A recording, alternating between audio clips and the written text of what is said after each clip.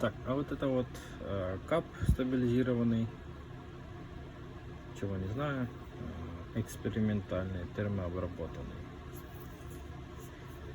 Конечно, я выбрал самый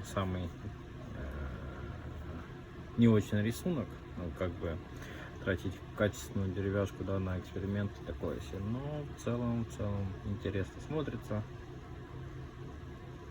Конечно бы раковин поменьше, трещин поменьше бы, да, но придется все заливать клеем, шлифовать.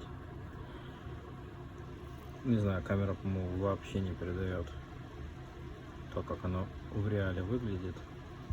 Смотрится хорошо, поинтереснее, чем обычный кап, да. Единственное, что делать такие капы, это немножко затратно как по времени, так и по электроэнергии.